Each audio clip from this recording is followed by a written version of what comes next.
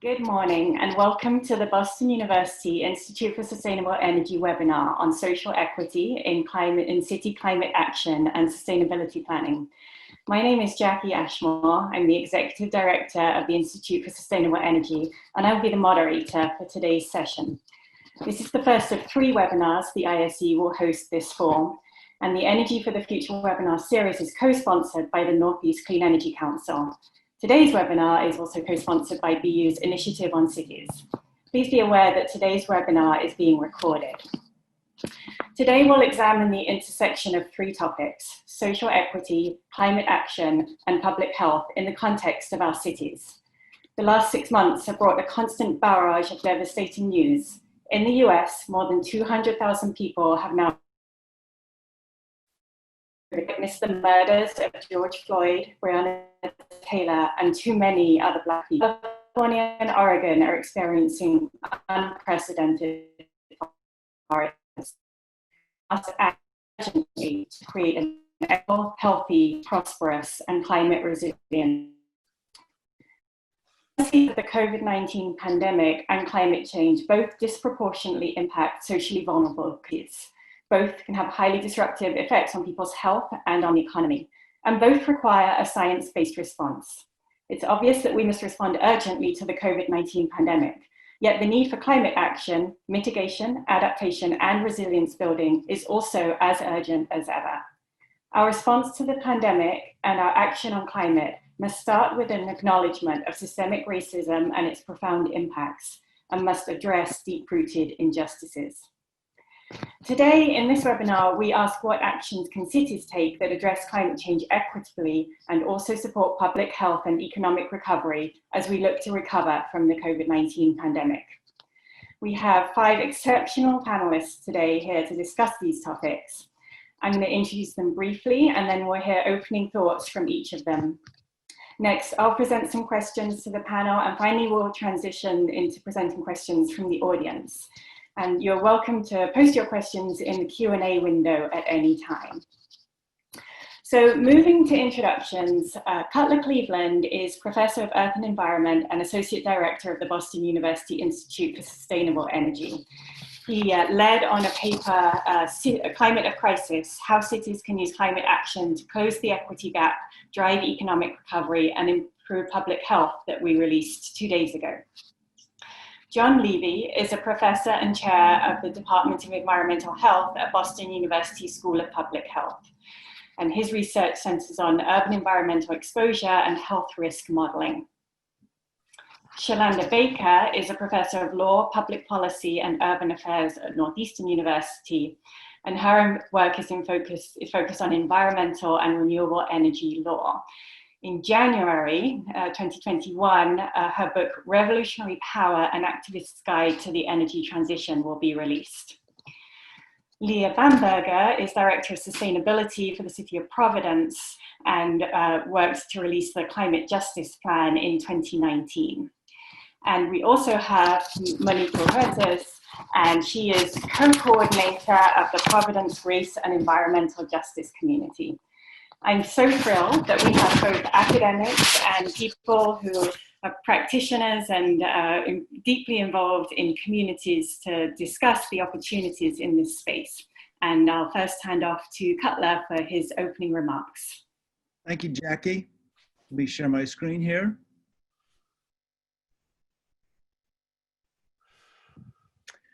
Nice to be with everyone. This distinguished group. As Jackie mentioned, as we all know, 2020 has been a tumultuous year.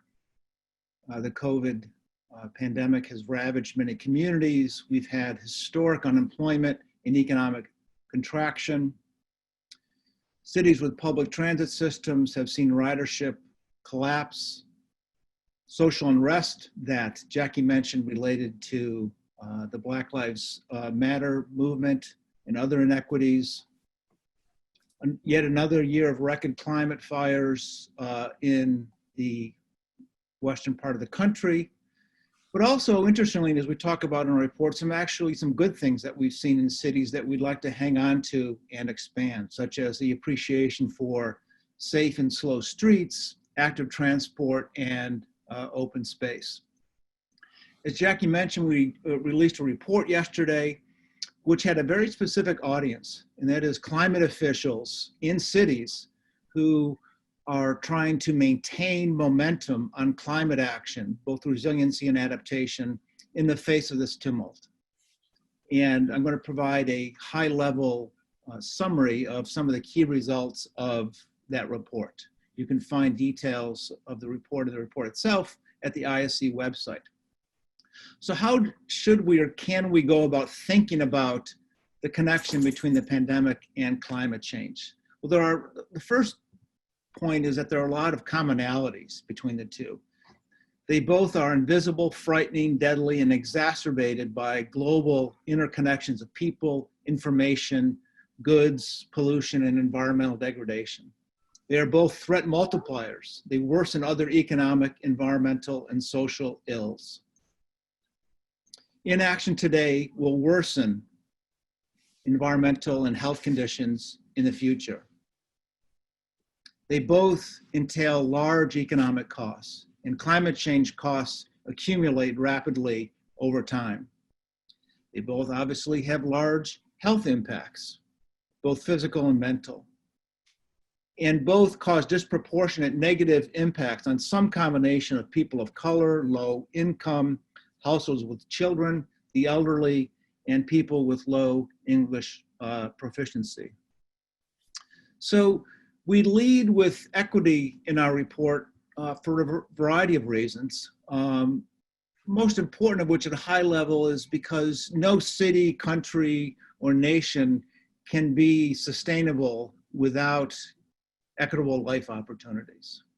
Here's one example that we've examined, which deals with energy insecurity, which shows what % of households in the US report some form of energy insecurity, such as a difficulty paying utility bill, having power shut off, or facing a choice of keeping the lights on or feeding one's family or paying medical bills.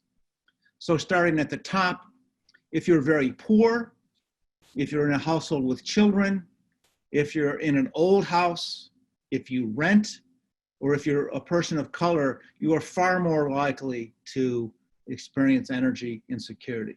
So for climate action, prioritizing reducing energy security leads to the prioritization of a specific set of strategies, for example, to reduce greenhouse gas emissions in buildings. Science and decision-making, where to begin? Dr. Fauci has been a voice of reason during the pandemic. Gina McCarthy, former EPA administrator, has spoken very eloquently for decades on the importance of science in climate change. And the current experience with COVID-19 can help cities. They can use this as an opportunity to elevate the concern about the urgent risks of climate change to a level that's commensurate with what the science of climate change tells us.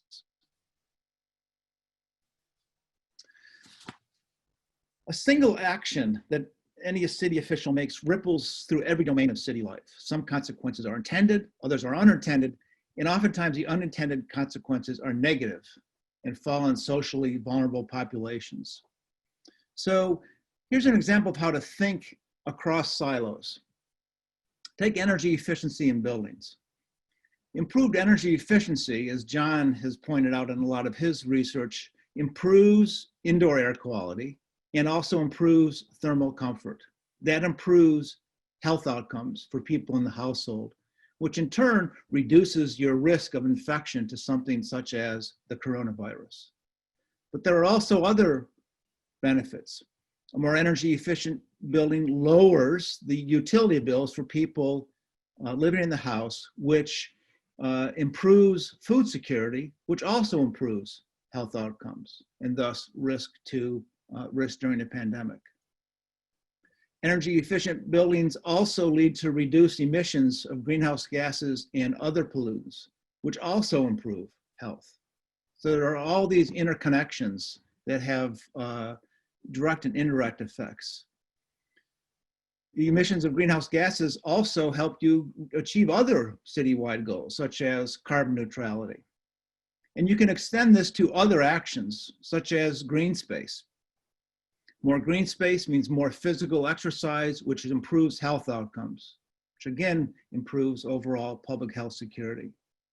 Green space also reduces storm water runoff, which reduces the severity of flooding. And so now you've helped meet some climate resiliency goals as well.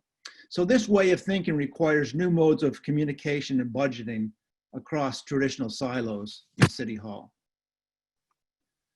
Leah is going to talk a lot about community engagement, so I'm not going to say a lot about it here, except it is a necessary condition for effective climate action, transparent, inclusive engagement that ultimately leads to community buy-in and ownership is absolutely essential. So in our report, we go through a number of things that cities can do to maintain momentum on climate change, and I'll hit some of the high points here. One is maintaining momentum on clean energy. Shalon is going to talk more about this. So the economic contraction caused by the pandemic disrupted energy markets and led to the postponement or cancellation of some renewable energy projects. But the long-run prospects for clean energy are extremely strong, and in some ways have actually been strengthened by the pandemic. The demise of coal, for example, is accelerating, and the cost advantage of wind and solar compared to fossil fuels and nuclear will continue to widen. And many states and countries are linking economic recovery to clean energy and energy efficiency. The movement of Americans suddenly dropped when schools and businesses closed and stay-at-home orders were issued. All modes of transportation declined, but public transit ridership dropped by as much as 90% in big cities. Cities and their regional partners will need to develop new sources of funding to deal with the drop in revenue, such as congestion pricing, and commit to a robust public campaign to convince people that it's safe to ride on buses and subways again. They'll also need to take measures to ensure the safety of people who drive the buses and maintain the subways, who often are people of color. In many cities, more than half of the real estate is devoted to cars and their infrastructure. And why is that? Well, that's a complex, well, there's two, it comes down to our compulsion to drive in America and the fact that each car requires about 400 square feet of space compared to just 40 square feet of space for a pedestrian or a bus passenger. During the pandemic, many streets such as Oakland experimented with turning over more use of their space to walking, biking, socializing, and dining. Making these changes permanent and expanding them will improve congestion, strengthen communities, improve mental and physical health, and reduce emissions. More of that systems thinking. Plastic pollution has surged during the pandemic, and recycling supply chains have been significantly disruptive. But cities that think about waste from a life cycle and systems perspective understand that zero waste generates multiple economic and health benefits, as well as considerable environmental justice benefits. Prior to the pandemic, 1 in 9 households experienced food insecurity. And I was stunned to realize during our research that that number is about the same as it was 25 years ago, 1 in 9. In 2020, there are forecasts that 1 in 6 Americans, about 50 to 55 million people, will experience food insecurity, due in part due to food deserts and food swamps. This is a very deep and complex issue, but the good news is that we don't need any new policy instruments to be invented to deal with this. Cities already have the means at their disposal to address this through zoning, tax code, density bonuses, and how they control parking and so on. So what does the digital divide have to do with clean energy and climate action, you might be wondering? Well, there's a strong connection here. The FCC estimates that 7% of Americans lacks access to broadband internet, but that's probably a very large underestimate for a number of reasons. More teleworking and online education raise the stakes for families of color and low income and those in rural areas. Closing the digital divide will shrink gaps in education and social outcomes, but it will also improve access to information on clean energy, energy efficiency, transportation services, home energy use, waste reduction, and a host of other issues related to sustainability.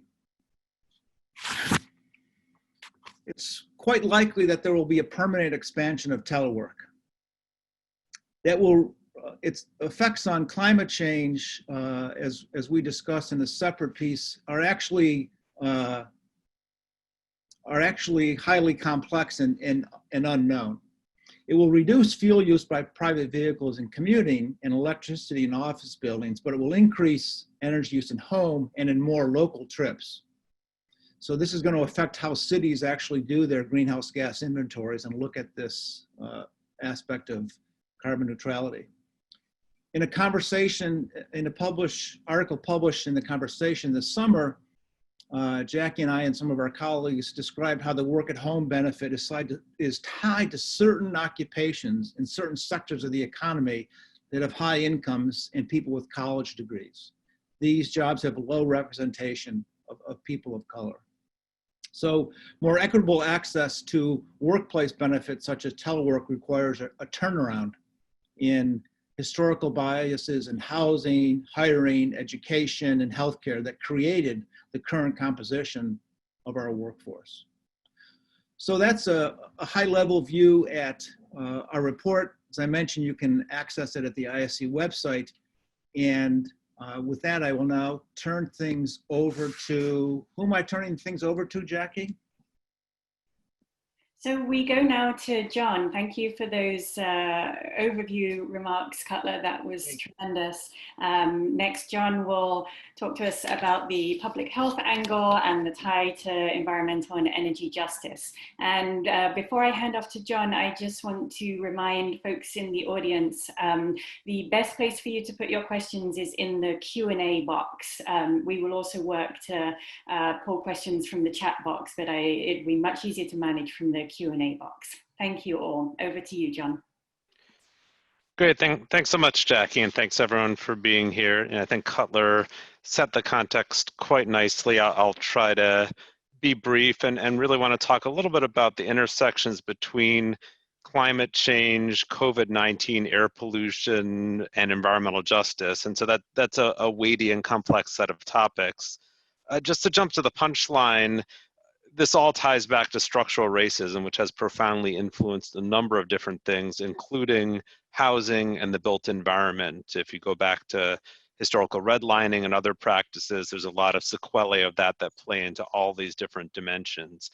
And so this creates disproportionate burdens on communities of color, but it also creates tremendous opportunities for investments that can help in numerous ways. So let me start though with COVID-19 and patterns in Massachusetts. And I think it's been very widely reported at this point, and we all recognize that there are stark racial ethnic disparities in who gets COVID-19 as well as the resulting health effects, hospitalizations and deaths. But I want to go back to the spring just for a minute or two to kind of reinforce what happened in Massachusetts, and especially the importance of community insights and data that's driven by community needs. So I'm going to share my screen briefly now, if you give me a moment. So if you go back to early April, there were actually no public data in Massachusetts that looked at either racial ethnic disparities or even cases by city town. Everything that was being reported was at the county level, which doesn't give you a lot of information.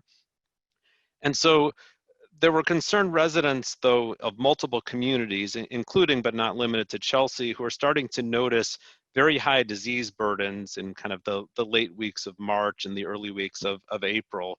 And so in Chelsea in particular, they started to ask the question of, what's going on here? Are we harder hit than others in Massachusetts? And just broadly, is this a significant burden? And this article from a few weeks later in April, they're talking about processes in April, kind of highlight what happened, in particular, some work of Madeline Scammell, who's at BU and is also a resident of Chelsea. And she and others started doing quick calculations and realized that the rate of COVID in Chelsea was actually exceeding the rates that were seen in the hardest hit boroughs of New York City during the peak pandemic. So obviously many fewer people live in Chelsea, so on an absolute basis, it's smaller. On a per capita basis, it was worse than the hardest hit places that we were seeing. So there was a significant problem there, and a group of us then decided to try to figure out what was going on, again, in the absence of the kinds of city level data that's currently being provided. So what we did was obtain data from the chiefs of police of major cities, 38 major cities across Massachusetts, which the Attorney General's office kindly helped us compile. And then over a couple of very long days in mid to late April, scanned the data to try to look at what was driving the patterns in Massachusetts in those early months. And we looked at a range of environmental factors, social factors, and demographic factors, at least the range that one could look at in about a 2-day period of time. The strongest predictor of the patterns, which I'll show in a second, was the percent racial ethnic minority in the community. And so this was the first figure that we generated off those data.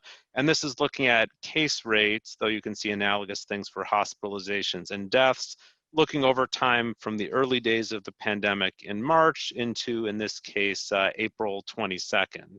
And so you can see there, Chelsea indeed did have the highest rate at that time in the Commonwealth, by a fair distance. But you can see other communities like Brockton and Lawrence popping up near the top. And the color coding refers to the percent racial ethnic minority, where red is the highest, followed by yellow, followed by light blue and dark blue. And so you can see, again, quite stark racial ethnic disparities. And although there have obviously been changes in the pandemic from April to now, things got quieter, thankfully, the underlying patterns actually have not changed. And so if you go to the most recent data put out by DPH, the most recent report, which came out on Wednesday, the highest per capita incidence rate over the past 2 weeks, so this is not cumulative, this is just these last couple weeks in September, were in Chelsea, Lawrence, Revere, Framingham, Everett, and Lynn. There's a couple of very small communities that show up on the list, but those are unstable rates. So very similar to the patterns that were seen in April, in spite of all the changes that were happening on an underlying basis. So this has all been widely reported. This is widely known information. The harder question is why, and that has not really been fully confronted. And so we did some rapid analyses, and I'll apologize, there's a lot of typos reflecting the rapid analysis part, to just look at what some things were that in those early days correlated with the patterns at the city-town level. And other than percent racial ethnic minorities, we also saw positive associations with the percent of households with limited English, the percent of workers in the leisure and hospitality industry, and the percent of low-income households who paid more than 30% of their income for rent. And so all that points toward potential workplace exposures for essential workers, as well as effects of overcrowded housing. And interestingly, there was a recent study published in late August by a group out of Harvard that looked at data from Massachusetts at a city-town level. And what they showed, similar disparities, but what they showed is that disparities for the Latinx population compared to the white population could actually be explained by job type, household size, and foreign-born non-citizen status. Disparities for the Black population could not be explained by any of those factors. So there's clearly a lot of complexities here related to, again, occupation, the home environment, and racism and all of its implications over time. So we're still working on COVID data in Massachusetts. We're going to be looking at it over the next year or so. And we're looking really in detail at a number of exposures and vulnerability factors that might explain patterns and get to actionable insights, right? Demonstrating racial disparities is not actionable. Getting to what the root causes and drivers are is. And we've compiled that into a website that we update on a weekly basis. The link is up there, and happy to share it elsewhere. This is just a screenshot of one of the many maps that we have where we've developed these data sets to look at really factors that drive vulnerability to COVID across a number of different dimensions: social, environmental, housing, and so forth. One thing that makes elucidating these root causes more challenging is that many of these factors cluster geographically and demographically. I mean, that is the heart of environmental justice. And so separating these things out does get quite complex. And what for example, as mentioned before, historical redlining has been associated in some studies just in the last few weeks with urban heat islands, access to green space, as well as a number of exposures related to housing and the built environment. Now, I mentioned housing, and that's one of my sort of areas of interest. And I do think housing really connects to this much broader narrative in multiple ways. And Cutler presented that great systems diagram, so I'm not going to repeat everything that he said, but clearly if you have overcrowded housing, that can increase your risk of transmitting COVID within your household. It also affects indoor air pollution. If you have a leakier home, you have high energy cost, you have an elevated burden from greenhouse gases, and you can have more infiltration from outdoor air pollution. So I want to just share a couple of just figures related to that, and then I'll wrap up. So we showed, for example, in Massachusetts that there are disparities in outdoor air pollution exposures with higher exposures for Latinx and Black populations. But what we showed is actually, if you take account of the physical conditions of homes and you get to what people are exposed to in their homes, the disparities are heightened. There's a lot of bars and numbers here, hard to read in limited time, but we found, for example, that the leakiest homes in the areas with highest outdoor air pollution were neighborhoods that were 20% Latinx on average. The tightest homes in areas of low outdoor air pollution were 2% Latinx on average. So there are disparities in, again, the outdoor pollution and then in the home environment, which influences our exposures. So I'm going to stop my share and just want to make kind of 30 seconds of concluding remarks, if you indulge me. So, I think that, a lot of this is a negative framing, certainly in talking about the disparities and the patterns, but I think we could invert it to a more positive frame that I think Cutler alluded to, where this implies that investments in green buildings or in the built environment communities of color can have disproportionately large benefits. And so you can reduce carbon footprints, improve local and regional air quality, improve indoor air, and reduce COVID transmission probabilities. And so all this really means that we can have a heightened emphasis on these communities and really drive some substantial benefits. We've even shown in some studies that air pollution related benefits are greater if you invest in communities of color because you tend to have some higher population density in these urban settings and more vulnerable populations. You get more bang for the buck. So, all of this says that, making these smart investments toward reducing inequities actually will reduce overall health burdens and really can contribute across addressing COVID, addressing climate, and addressing environmental health challenges more broadly. Happy to answer any questions or discuss it later on. Thank you. Thank you, John. That was some intriguing data and great to hear about some of the opportunities as well as the challenges. So next we go to Shalanda, who is going to share some of her perspectives on transferring our energy system in a way that makes it equitable in future. Shalanda. Hi, everyone. Good morning. It's great to be on this panel and great to hear from all of these experts. I'm excited to be a part of this conversation. I will share my screen. Let's see.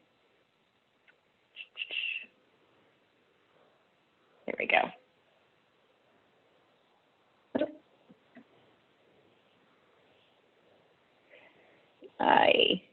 Sorry, guys.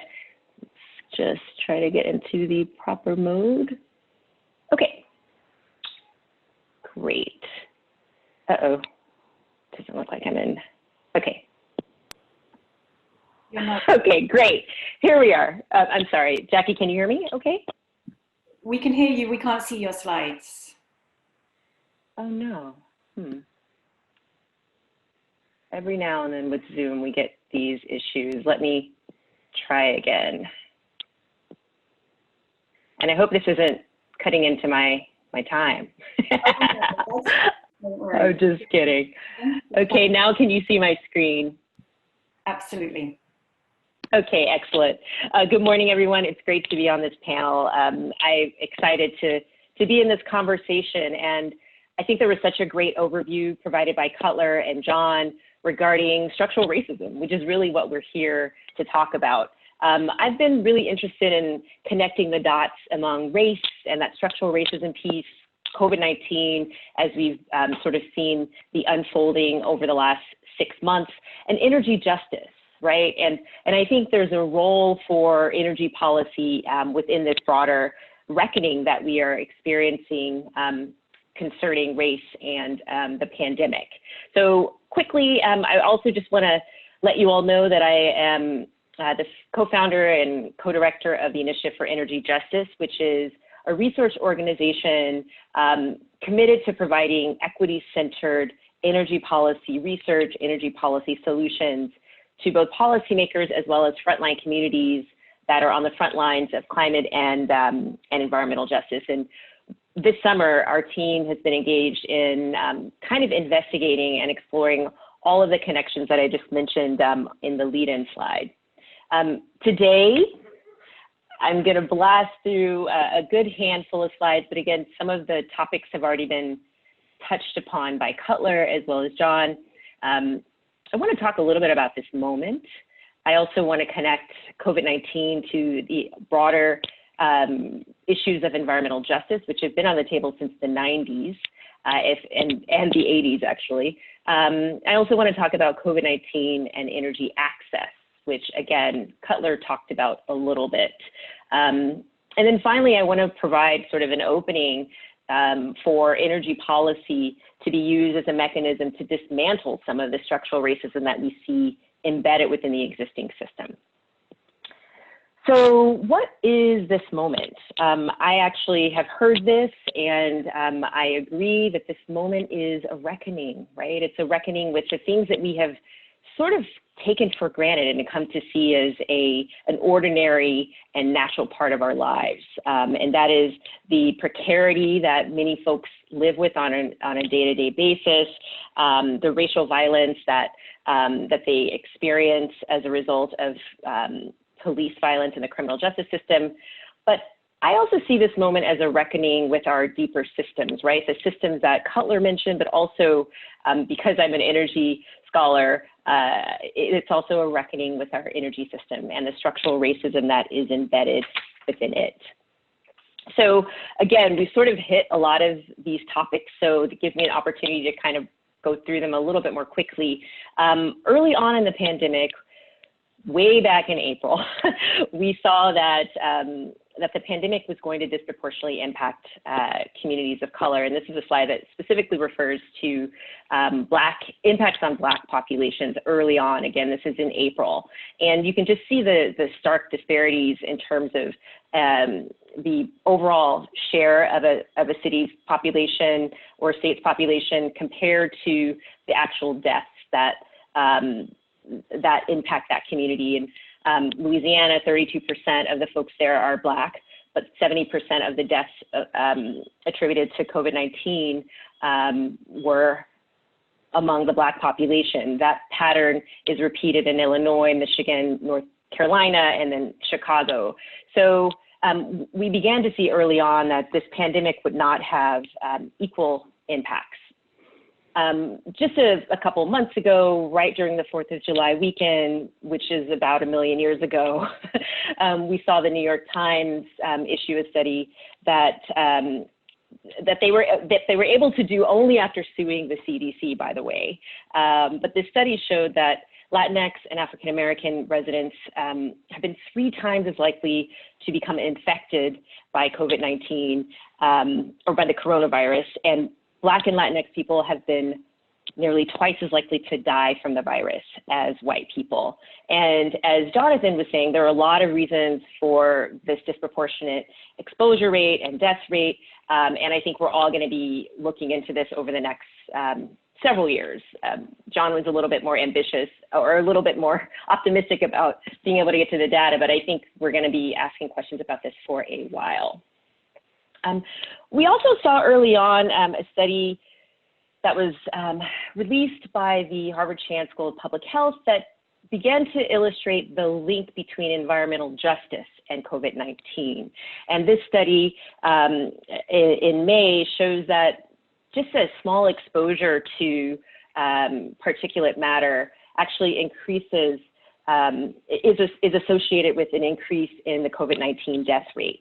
And so this is when I began to sort of get curious about the links between environmental justice and the structure of our energy system as a part of this COVID-19 story.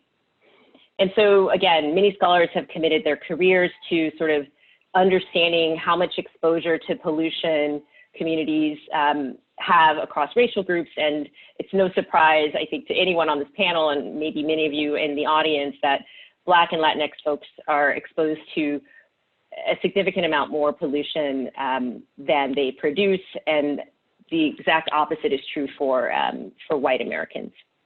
So I want to just drill down a little bit, turn to Boston for a couple minutes, and I know I think I'm hopeful that we'll be able to have a longer discussion about what's going on here in Boston. So again, this is a slide that illustrates some of the early data that we were starting to collect and able to access regarding confirmed COVID-19 cases per 100,000. And here you can see, I'm not sure how many people in the audience are from the Boston area, but we see sort of a pattern of infection in predominantly communities of color. So Rosendale, Hyde Park, Mattapan, Dorchester, and then up to the Northeast, Revere, Chelsea, and Everett as having high exposure rates. These same communities also are what we would deem, environmental justice communities. So these folks have higher exposure to pollutants, and this is a respiratory hazard index combined with an environmental justice demographic index that shows that these same communities, again, are not only exposed to COVID, but also environmental justice communities.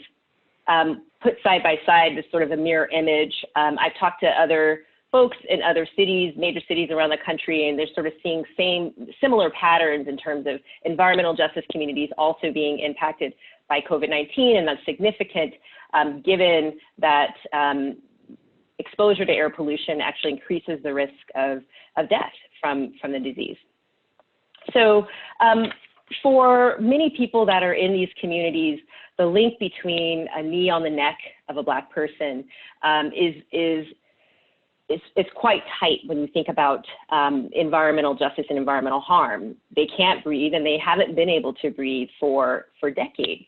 And this actually is not an image from Boston, but it's an image from Port Arthur, Texas, which is the birthplace of the modern fossil fuel system, as well as an epicenter of our current fossil fuel-based economy. And these are children that are playing at a park right outside their homes. And, in this particular community, the idea of shelter in place was a common part of the lexicon, even before COVID-19. I mean, often they were asked to go inside to cover their windows with plastic and other coverings simply because the air was too toxic to breathe. So I want to quickly return to Boston for a minute. Again, I'm interested in understanding how the energy system is not only complicit in the structural violence enacted against Black and brown bodies, but how it can be a part of the solution with respect to dismantling structural racism. And we have been poking around trying to understand access to solar. And here again is a blow up of some of the communities that we highlighted on the COVID-19 slides and the environmental justice slides. We're seeing not as much access to solar in communities like Roxbury, Dorchester, Mattapan. It's interesting, there's a huge green bubble there showing, which would seem to indicate that there's a lot of solar there, but actually there's only solar access on a couple of different blocks, and that's what makes this a little bit skewed. Whereas on the right-hand side, we see predominantly white communities like Needham, West Roxbury, Brookline, Newton, having more access to solar. And that's, again, a part of this systematic, systems-wide thinking of how to resolve some of these inequities. When we drill down on data, and this is data that we obtained from the Mass CEC just a few months ago, before COVID even hit, we realized that in those communities, folks also didn't, so even if they did have access to solar, which is limited, and there was a national study done in 2019 that showed that communities of color lack access to rooftop solar, we found that even when they did have access, their access was different. They were more likely to have third-party owned solar as opposed to opportunities to actually own their solar units, which as the Mass CEC and the Mass Department of Energy Resources found, is one way to improve economic outcomes for households. And so there's a problem here, and there's a disparity that I'm interested in unraveling, because that also connects to the structural harms and structural racism that communities have faced over time. Okay, so I know Cutler already talked a little bit about energy burden, energy insecurity, so I'll just blow through these slides fairly quickly. But energy burden is the amount of overall household income that goes towards energy costs. Energy insecurity is when you're making tough decisions regarding meeting your household needs, and when you lack reliable access to uninterrupted energy sources at a reasonable price. We know, based on many studies over the last couple of years, several years, that Black and brown folks are more likely to experience energy insecurity, and because of the way their homes are designed, they're more likely to pay more for energy, and they're more likely to experience energy burden. So again, this is a structural aspect of our energy system that we can fix, I think, through policy. So again, connecting the dots between COVID, race, and energy policy.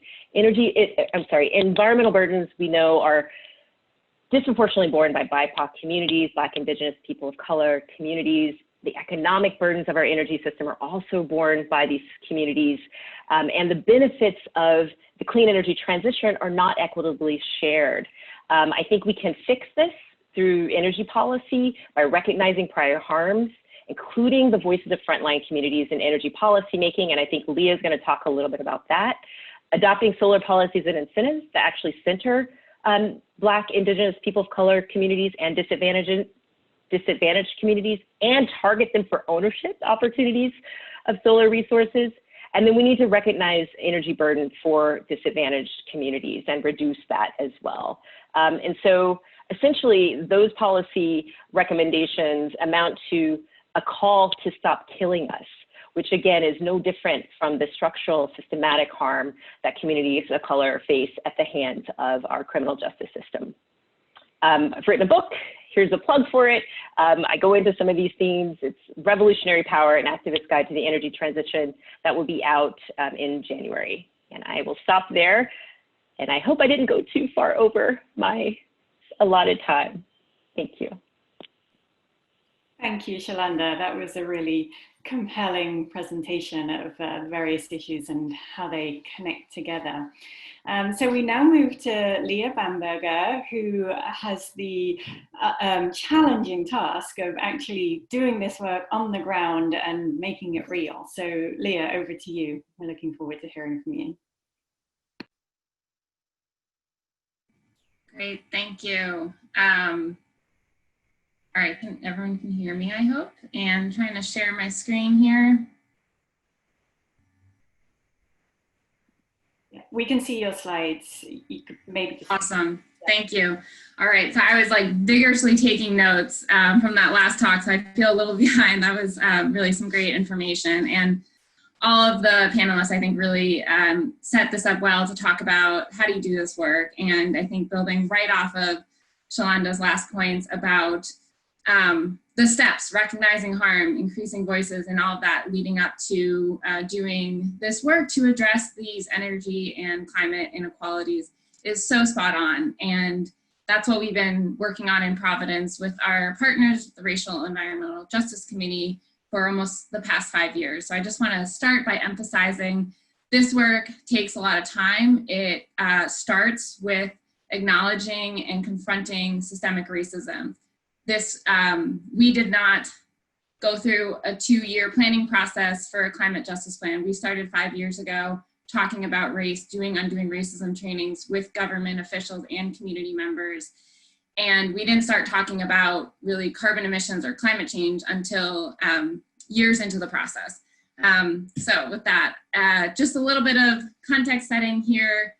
I am based in Providence doing this work with the city of Providence, and it's just a very interesting backdrop in history, given that just up the river here in Pawtucket, it was the birthplace of the Industrial Revolution. This is where people and land was completely transformed and made way for capitalism as we know it today, which was fueled by the slave trade, right? We had slavery extracting both human capital and cotton from the south coming up to the north that generated the wealth that Providence and much of New England saw during the Industrial Revolution. The impacts of this we are, of course, still feeling today, even though we're still practicing these harms. And so we're trying to fix the impact that this has had on our people and our land. But we really need to do it in a way that is not just about carbon emissions, it's about rectifying the past harms and the systems of oppression that have resulted in not only the climate crisis, but the health crisis that we're seeing, income inequality, racism, all of these things are very much interconnected. I don't think I need to spend too much time on this slide. Of course, we know that there's a direct correlation between the Industrial Revolution and the climate crisis and carbon emissions in our atmosphere. So we did an analysis to look at what would happen, where do we need to go? City of Providence has a goal to be carbon neutral by 2050. And so we worked with the Acadia Center to look at if we were to do nothing, where would we end up? And of course, not much would change. So we know that we need to do more than we're doing today. And just to get back to those scars that we have from the Industrial Revolution and current practices in the city of Providence, we have areas in the city that are our frontline communities. These are communities that are most impacted by the crisis of ecology, economy, and democracy. Again, these things are very much interconnected. And in Providence, these are our Indigenous, African-American, Black, Latinx, and Southeast Asian communities primarily. So we looked at where these communities are. We were already partnering with these communities through the Racial and Environmental Justice Committee. And if you want to know more about how the REJC, the Racial and Environmental Justice Committee, was created, Monica is one of the co-founders. She'll be speaking very shortly. And we also have a report on our website called the Equity and Sustainability Report that sort of documents the first year of this work. So we've talked a lot about public health impacts. These frontline communities are the same communities that are burdened with higher disproportionate rates of asthma than in other communities, even when we hold constant for low-income residents, or in this map, folks on Medicaid. We also have high levels of elevated lead levels in kindergarten age children. This data is a few years old, but we have made some progress, but these levels are completely unacceptable for the 21st century in the United States, anywhere really. But again, this is mostly coming from our homes and our soils that is causing the poisoning, and this has significant impacts on these communities. And lastly, on the climate impacts here, of course, we have the threat of sea level rise that will inundate much of downtown. I don't know if you can see my cursor, perhaps, can you see it? This area here is the port. This is Washington Park and South Providence. This is one of our frontline communities that we're working very closely with. And so not only are they grappling with these current impacts of being next to Interstate 95 here, the port, the industrial uses there, toxic land uses, but also this is all threatened by climate change. And should that storm come and impact these facilities, these neighborhoods are extremely, extremely vulnerable. So in our process, we started for the climate justice plan, it was about 2 years. And we built, as I mentioned, we built off previous work and relationships that we had established years prior with frontline communities who created the Just Providence framework. And the Just Providence framework is our guiding document for how we are, as an office, as a city government, addressing equity, racial equity, and social equity in our sustainability work. And so at the one of the core principles that we have applied from that to this planning process is targeted universalism. And the idea here, I'll explain through a story about the vegetable peeler. The metal vegetable peeler on the right of your screen, for the traditional old school vegetable peeler. A person years ago was found that his mother couldn't use that very well because she had arthritis. So he went through a lot of iterations and designed this product, the black vegetable peeler that probably many of you have in your kitchen drawer. And it can be used by someone with arthritis. It can be used by someone who's left-handed, right-handed. It's a much better vegetable peeler, but it was designed for folks who are, in this case, when it comes to peeling vegetables, disadvantaged. And so our approach in the Climate Justice Plan, and really all of our work that we do now, is we want to start out on those margins. Who has been most marginalized? Who has been most disadvantaged? And if we can build policy programs, strategies that work for them and solve their priorities and concerns, everyone else is going to be taken care of.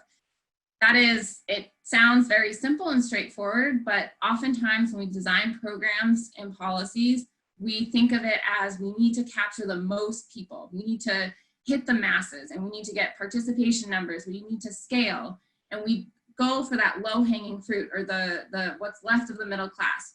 Solar is a great example of this, right? Where can we get the most adoption? Homeowners, right? People who have, incomes, own their homes, have stability, and that just reinforces these systems of oppression and inequality. So we flipped that on its head and went through a process, again, centering frontline communities. We started out by partnering with the RAJC and worked with them to develop a community-centered process. From there, RAJC members and other partners led a community training and education process to really get folks up to speed on how our energy system works. What is energy democracy? What are the systems that we're really working to change here? And from there, those folks did peer-led interviews in their communities. They asked very simple questions. It's a very human-centered design process. So they asked questions: how do you stay warm in the winter? What was good about that? What was bad? How do you stay cool in the summer? What's good about that? What's bad? How do you get around the city? What's good about that? What's bad? And is there anything in your community that's making you sick? What we heard, which I'll showcase on the next slide, we took and we designed the solutions based on those priorities and concerns. And then we took that back to the community, and the RAJC created these beautiful stories that are audio clips that you can listen to on our website. And we used those stories to help showcase what the future could look like if we move forward on these solutions. So some of what we heard that informed our strategies are issues around just not having adequate heat or insulation, not missing or broken radiators, needing to use space heaters, can't be inside the house in the summer because it's so hot, not enough places to play outside, gentrification. Every time our community gets cleaned up, white folks want it and start moving us out. We need to make sure we won't get kicked out before we push to make good things happen. That's a key driving value and concern in our climate justice plan in our work. Almost done here. I'm going to turn it over to Monica. But I think this spectrum of community engagement to ownership is a really core part of our work, and it has guided my thinking a lot. And so we talked. Cutler talked in the beginning about the importance of community engagement, and we're really trying to push that to think about beyond just community engagement, but how do we shift to community ownership to a place where city government or state government or whoever the decision makers are collaborating and actually deferring to community. There's a lot more information about this spectrum, this tool, this resource in the Climate Justice Plan. We have a whole section on collaborative governance in the plan. It's a really, really important piece of this work. And lastly, I mentioned these future stories. I would really encourage you to check them out. They're a great tool to communicate what was the policy and the solutions that came out of the process, back to community members. It's an important piece, not only to make sure that we're accountable to the community, and we had to come up with a way to effectively communicate these 60, 70, 80 policy options back to community. And these stories are a really amazing piece of work that helped us do that, created by community members. So that's that. I will, with that, I think I'm going to turn it over to Monica to tell you the community perspective, which is a really good complement to this work and an important piece of the story. Thank you so much, Leah. That's a really impressive plan. And Monica, we're just thrilled to have you here to share your story of what you've done and what you plan to do next. Thank you, everyone, and thanks to the previous panelists. It kind of like mushed all well, and it's like a nice linear kind of process. And anyway, so a lot of the points I was going to say had been talked about. You know, it's obvious, you know, we can't sugarcoat it. It's obviously systematic racism. It's obviously redlining, where unwanted chemicals and unwanted tanks and pollutions were put with unwanted people, period, point blank. There's no way around that. And so what we did, as Leah said, was we started a process years ago without even talking about climate, without even talking about our environment. We wanted to talk about why is it that these there's a correlation between the school to prison pipeline? Why is there a correlation between structural racism? Why is it that white folks love to go to like zoning meetings, right? Because we were so like, oh, what are these things about, you know? And so we started talking about that, and like Leah mentioned, we did some undoing racism trainings, which really kind of put a lot of people into like a panic and like, oh my God, I'm not racist. That wasn't racist. I didn't mean to be racist. And, you know, we kind of figured really quickly that a lot of these redlining systems, and a lot of them have been purposely created, but also it's been created because of a lot of well-intentioned people. You know, a lot of well-intentioned white people came together one day and said, for example, oh, you know, using paper bags is really harmful to the environment. You know, years and years ago in the 60s, like, oh, using paper bags is really bad for the environment. We're cutting so many trees. Look at this thing. And it's like plastic bags. And so fast forward all these years and look at the problem that we have with the plastic bags now, right? And so now people are trying to backpedal. And we see that in that small example, but we see it all over the place. Like, oh, LNG, oh, this and that. And it's like, no, this are harmful for the community. So, of course, we, as people of color, we've been saying it for years and years and years, for hundreds of years. We've been saying, like, no, this is bad for the environment. No, this is bad for us, because we've lived in it, right? And we have the experience, the ancestral experience, the ancestral knowledge of these things are bad. But yet all these companies and the corporations comes into a community and time again, pollute it and sell us a big, jobs creation and energy efficient, and it's natural because it comes from the ground, and it's a bunch of rubbish, right? And so in the end, we know this, time and time again, like I said, unwanted chemicals and unwanted things are placed with community of color. And so what we did was, so we did the process, and we kind of were just, playing whack-a-mole. And so sorry, I didn't really introduce myself a lot, but why I came to this work originally was because I was fighting the construction of a liquefied natural gas tank in my neighborhood, which Leah showed, which the sea level rise, like the really bad neighborhood, which is the South Providence and Washington Park area. And, out of 4 of my children, 3 of them suffer from asthma. And this year was pretty bad because when I started this, one of my children was hospitalized 7 times. Every single month it was hospitalized, and 2 of them were in the intensive care unit because of all the pollution source. So I started thinking, that's me. That's Alex right there. And so I started thinking, like, why is it that, we like did the right thing, right? Like, like I suffered from like, homelessness growing up and deep poverty, as a lot of people in my community, and teenage motherhood, but I went to college, I went to school, and I did the right things, and then we eventually bought a house after being homeless for years.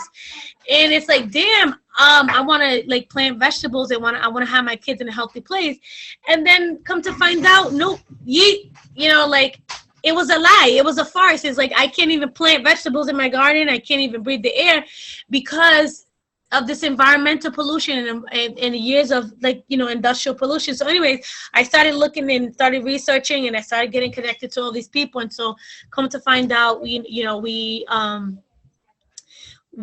started doing the Racial Environmental Justice Committee work. So fast forward all these years later, we came out and asked the city of Providence to say, no, we are racist, and we are racist because this, and that. And so they adopted that framework that we put out and said, yeah, we are racist because white supremacy, these really big words that aren't really that big and hard to understand, but that for the city who has all this power, it took a lot for them to be like, oh yeah, we did this, and we messed up here, and these are the things that we're going to do to help undo some of that.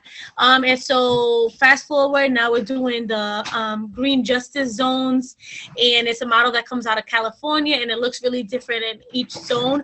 But basically what we want to do in our area is we started doing community work, started doing community meetings and community organizing, so the community can tell the city what it is that they want to do. It's not the other way around, because like I said, we cannot do this.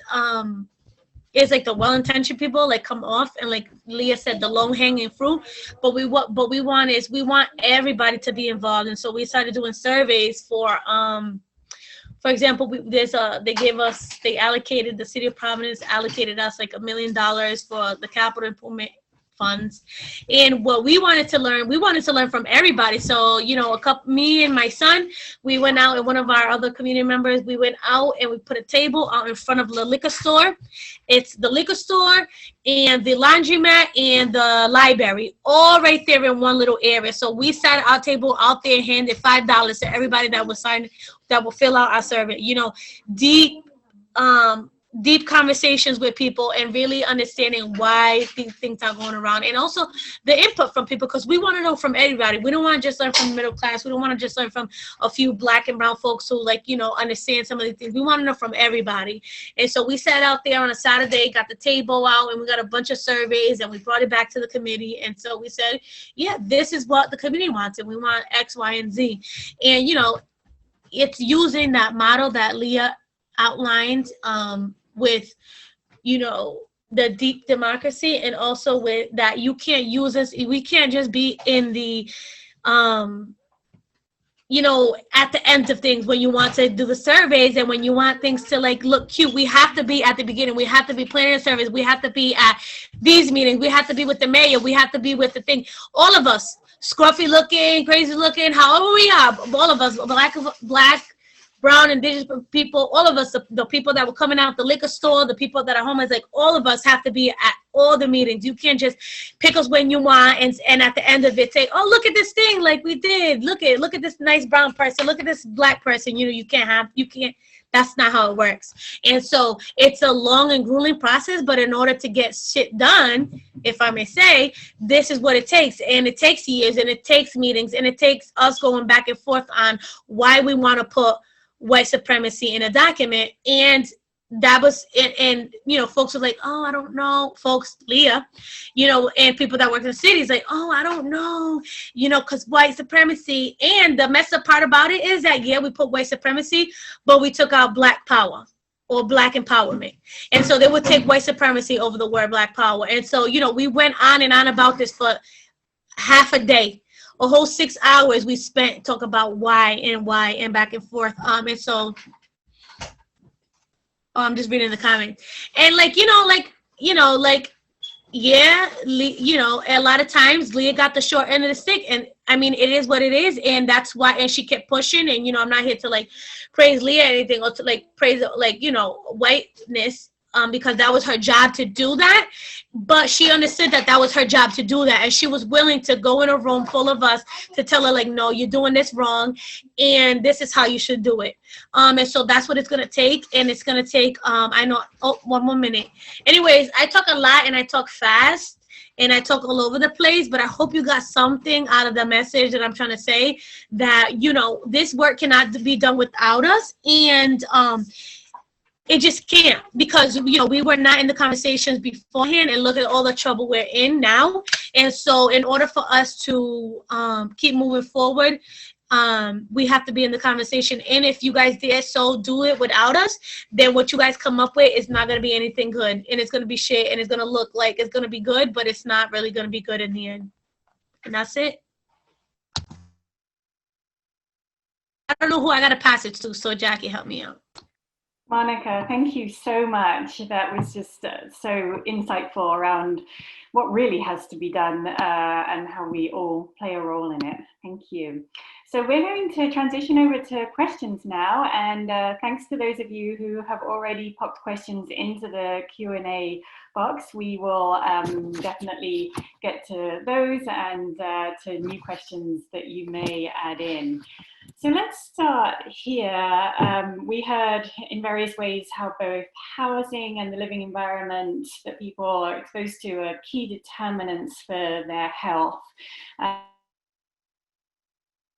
Access to affordable clean energy are also crucial in addressing climate change. Shalanda spoke especially to how low-income families are more likely to experience a high energy burden, and there are a number of reasons for that, including difficulty in accessing energy efficiency upgrades. So thinking about that set of issues, how should cities think about and plan new affordable housing development to ensure the best possible outcomes for the health of their future residents and also for city climate resiliency? And Leah, maybe we can start with you, but then pass it around the panel. Sure, yeah, I think that's somewhat challenging of a question. I feel like it's a bit of a structure in itself that needs to change, right? It's the fact that folks are constructing housing that is, you know, affordable housing. It needs to shift to a place where it's actually community owned. And we talk a lot about in our housing and building section in the climate justice plan about community ownership through, maybe that's cooperative developments, other land trusts, other kind of models to create affordable housing. But in any case, it needs to be done with the same type of model of collaboration, working towards that, ultimately the ownership of the community, so that it is designed and built in a way that is valued and by community members and addresses the totality of needs. Great. Monica or anybody else, would you like to follow on that? I'm seeing Cutler. I'll jump in there. I think Leah hit the nail on the head there. I think, you know, affordable housing is really at the nub of this. And I would say two things. One is many actions to deal with climate action on the mitigation and resilience fronts also have the potential to raise the asset value of homes and increase displacement and gentrification. Rooftop solar, access to green space, access to bike lanes, more energy efficient buildings, all will drive up, make neighborhoods more attractive and drive up the asset value of houses. And that connects to my second point, which in the end, this is about political power and market rate development. And cities need to be forced to not let markets drive the development of housing. Boston Globe did a great piece a few years ago in their series on racism in Boston on the Seaport, which 15 years ago was literally a blank slate. It was a big giant parking lot and burial ground for gangland slayings. And look at it today. And it is amazing in some regards, but also who can afford to live there? And it's these gleaming towers with lots of, companies with jobs that are only accessible to a fairly elite group of people. And that was done through intentional decisions made by the city and also by a lot of private development, and money flows in a particular direction. And so you really have to deal with that fundamental dynamic to weave these other aspects of sustainability into affordable housing. Thank you. I just want to add one really quick thing. I mean, I agree with everything earlier. You know, the question was framed around new affordable housing. I want to make sure that in the conversation we keep retrofits to existing housing front and center, because in a lot of cities, obviously there are places and settings where you can have new development, but there's a lot more existing housing, and in some neighborhoods, you know, there's very little space or opportunity for new development. And so, you know, thinking about, you know, how existing, you know, renters or landlords or homeowners can access energy efficiency and other programs, I mean, ultimately requires policy, right? I mean, a lot of these things are measures that will save you money in the long term, but require upfront investment, which is good if you have the upfront investment, but not helpful if you don't. So I think, you know, there have to be, you know, policy levers that allow people to access things that will give them, you know, long-term fiscal relief, and also obviously the greenhouse gas reductions and other benefits. Absolutely, that's a great point. Thank you, John. And so continuing on that policy note and looking beyond the city level, one of the audience members is asking, in addition to the identification of vulnerable populations and offering ownership opportunities for disadvantaged communities, what other factors do you think are important when formulating future energy policies at the state level to promote energy justice? And Shalanda, maybe we can kick this to you first. Sure. You know, I think I want to just make clear that many of the recent studies, and one that I'm also working on, show that there's a disparity in access to solar and access to solar ownership, even when you control for home ownership and income. So we really need to understand what's going on there and, you know, the why. So I don't want to gloss over the need for that research, because I do think there's a parallel story with energy efficiency and accessing the programs there. And I think maybe one of the missing links could be that community engagement piece in terms of making sure that folks understand solar programs, making sure that they understand the risks and benefits that are associated with it. But that requires partnership. You know, it's not enough. So here in Massachusetts, we have the Mass Solar Loan Program, which is an excellent program that you know, is basically a partnership with banks to incentivize solar ownership. And that program actually came directly out of a study that the Mass Department of Energy Resources did to understand what the benefits of ownership were, of solar ownership were. And they created the Mass Solar Loan Program to begin to give more opportunities for ownership, but that gap persists. And they're now even targeting low to moderate income folks in that program, but there's still not the uptake that one would expect. So in addition to the policy framework, I mean, it can be a beautifully designed policy, but until communities know about it or engage in an appropriate way to actually access that, we're just going to see the same problems that we see with things like energy efficiency in terms of, you know, the uptake with these really beautifully designed programs. So we need the research, but we also need the engagement. You can't do policy without it. Hey Jackie, that's a great point by Shalanda, and it also is a great example of how we need cross-silo work. One of the things we discovered in our work on Carbon-Free Boston was the following. So in energy, we have all these low-income energy efficiency programs and programs that help low-income families pay utility bills. Well, how does that happen? Well, it starts with the money that is paid on our utility bills, which the utilities collect. They then share that information with the states, and then it trickles back down to cities and towns. Many cities and towns rely on NGOs like ABCD in Boston, who actually connect with individual people to make them aware of those programs. And I was stunned by the lack of knowledge that each one of those entities had about what the other entity was doing. And so, you have people in City Hall who are working on housing and energy efficiency, people in ABCD touching people in communities, utilities, the states, and there's no data sharing, there's no kind of meeting of the minds. And so bringing those people together and sharing information would provide tremendous insight into how effective these programs are doing. Great, thank you both for those thoughts. Another question that's come in is about how to meld assessment of municipal priorities to include environmental conditions and impact. And so one particular point cited is cities spend on average 10 times the amount on surveillance equipment than on air quality monitoring equipment, yet air quality is responsible for on average 10 times the deaths in cities. And one idea is, could this be part of a police reform movement? Leah and Monica, I'm wondering if you'd like to jump in on that.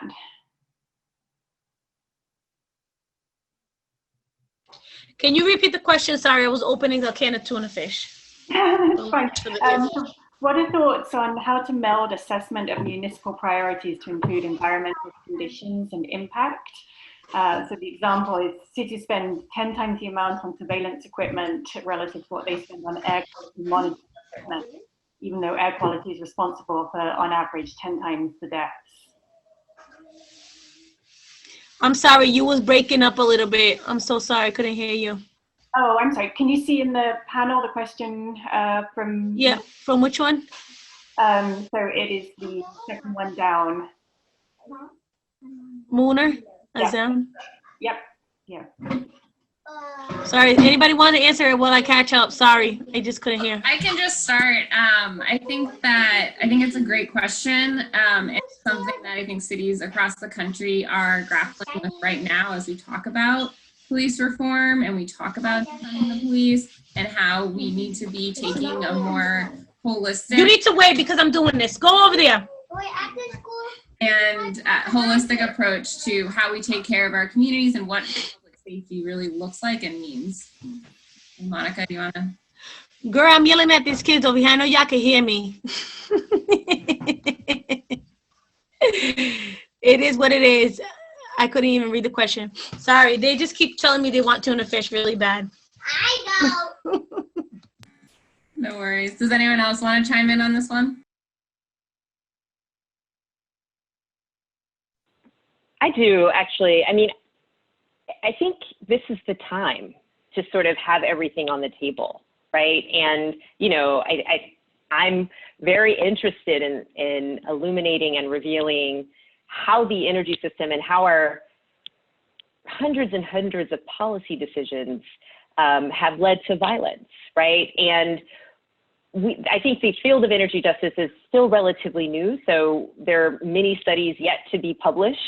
But I feel like I'm in a race. I'm in a race to sort of reveal these inequalities and then use this narrow opening provided, unfortunately, by this pandemic to link race and link violence and link structural violence enacted by the criminal justice system to the violence that is routine and ordinary in the energy system, right? And there's nothing natural about it. These are policy choices that lead to the sort of inequities that we see in places like South Providence, lead to the inequities that we see in places like Chelsea. I mean, this is an opportunity to illuminate that. And, I think the question is an excellent one.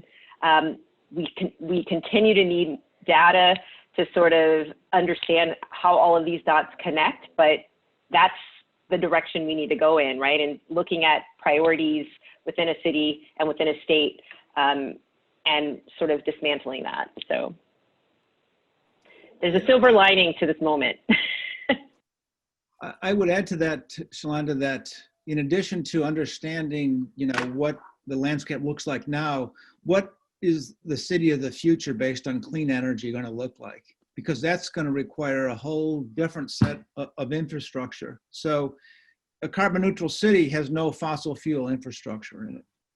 So for example, we have this big natural gas pipeline system, which leaks and explodes and does all other kinds of things. So as we transition to heat pumps and other forms of electricity that are going to replace gas, what does a managed retreat from a natural gas pipeline look like? How do we actually, this is a somewhat technical question, but it has a very strong equity component. How do you start turning off access to natural gas pipelines? If you asked an engineer, they'd probably give you some optimized way to do it. But if you were going to sort of ask that question from an equity perspective, you might come up with a different answer. So the infrastructure and equity impacts is part of our legacy, but also needs to now, as you mentioned, we have an opportunity to bake it into the design of a clean energy city. And I mean, I think just kind of piggybacking even more on that, I think we need to understand what values should drive the creation of the new system, right? And what is no longer acceptable? Are we creating a new system that inadvertently burdens the same communities burdened under the old system, or are we prioritizing them? I love this idea that Leah presented on targeted universalism, right? Are we ensuring that the most vulnerable are placed at the forefront of our discussion, and then everything else will flow from there? So, you know, when I talk to policymakers and folks that are involved in these discussions, I think they do focus on the technical, and sometimes they don't even realize how these technical decisions have equity impacts, and often don't want to, right? They don't want to know. They see this as a purely technical transition that has no social dimensions, and we need, as this group, I think we need to keep infusing equity in the decision making. Absolutely. And so just taking that a little further, this idea that we need to acknowledge and rectify our historical wrongs, so important. And one person is asking, what do environmental reparations look like, and can they happen in the immediate future, given where we are today and some things that may be hard to change quickly? Go ahead. Oh, sorry, I can just start briefly. And I think, right, to build on Sholanda's point, I think the advantage of the moment, as well as the advantage of some of the data that we've all obtained, is that, the inequities and the disparities in environmental exposures are known and in stark relief. And so that means we know what to do to remedy it. And so, for example, there are, local and state and federal policies where investment decisions or infrastructure decisions are being made, and we know where we should be targeting those if we really want to take equity seriously and racial disparities seriously. So I think, the information is there. It's obviously more a matter of the political will and the desire to do it, but there are tangible choices to be made as we invest. For example, I mean, there's a million examples, but say that we're retrofitting or investing in, clean buses or other aspects of clean energy infrastructure, right? We have to make choices of where to do that first, right? You can't do everything, every place at the same time. And communities that have higher levels of air pollution, higher rates of asthma or cardiovascular disease, other structural challenges, right? That's where you start. So I think there are easy pathways towards some of those reparations to say overburdened communities. If we want to retrofit 1,000 things and we can only do 50 at a time, we're going to start here. And so that it's maybe a little bit simple-minded, but I think it again, if you put equity first rather than putting it at the tail end of the decision process, I think it can drive a lot of things. Yeah, to follow up on that and the idea of reparations, and also Sholanda's reminder that we don't want to repeat the sins of the past. Here's another example of reparations. So no city is going to be able to meet their carbon neutrality goals without buying clean power from outside city boundaries. Simply isn't possible because, in the case of Boston, we buy power from the New England grid, which currently is, 50 to 60% gas. So you're going to have to sign virtual power purchase agreements to build wind farms or solar farms somewhere else in the country. Well, where is that going to happen? And can you design those types of power purchase agreements so that, A, they don't harm vulnerable communities, but actually provide some benefit somewhere in terms of jobs or whatever the economic and social benefits should be. So we should be, particularly in the area of clean electricity, should be thinking about these types of environmental justice costs and benefits. Yeah, I'll just go ahead, Leah. Go ahead. No, go ahead. All right, Monica mentioned the Green Justice Zone work and the capital improvement plan funding that we have, and it's nowhere close to what is needed, but the whole premise of that is that, so we have $1 million out of a $222 million capital improvement plan that the city has allocated specific to investments in frontline communities determined by frontline communities. So what we're saying as the city is that we acknowledge there has been historical disinvestment, there has been historical marginalization in these communities, and we're allocating money for whatever investments. There, of course, it's capital improvement dollars, it's bonded money, like there are strings attached to it, but we're letting the community decide how that money is spent. And I think, based on the Green Justice Zone, based on areas and communities that are overburdened, so it's a form of it, and we can do it in a way, and it's a pilot, and it's just a start, and I hope it expands. But we can do it in a way with those types of funding, but we obviously need that sort of approach I don't know how do we get there in the finance world, right? But how do we, most investment is private capital, right? And it's a totally different ballgame. So I really appreciate that question. I'll just add a couple of points. I definitely would love to echo everything that folks have said, but also we know who's impacted, right? So we can design our rates to ensure that they're not continuing to be burdened through the rate-making system. For example, we can cap energy burden in certain EJ communities, limiting the amount that folks pay in recognition of the fact that they're bearing the burden of our system already, right? And the inequitable design of it. So that's not radical. A lot of states are starting to think about caps on energy burden, particularly in LMI communities.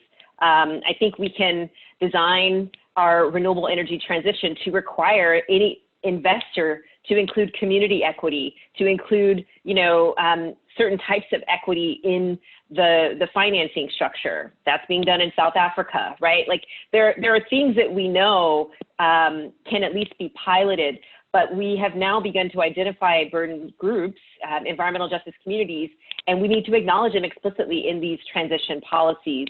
I think the Climate Leadership and Community Protection Act in New York sounds a lot like what Leah was mentioning with respect to shared benefits. I mean, the CLCPA requires 40% of the investments that come out of the Climate Leadership and Community Protection Act to go to environmental justice communities. And so it has to be at the lawmaking stage, right? These statutes have to be designed to include the redistribution of benefits in acknowledgement of prior harms. And then we actually need everyone at the table to begin the implementation process. And I think in New York, the devil will be in the details, and the jury's still out on how it will all unfold, but the structure is there to help facilitate a just transition. Fantastic. Thank you all. And I would love to keep going with this conversation, but here we are closing in on 12:30. And so we do need to wrap it up. I just want to say just a really big thank you to all of our panelists and to everybody who popped questions into the Q&A box.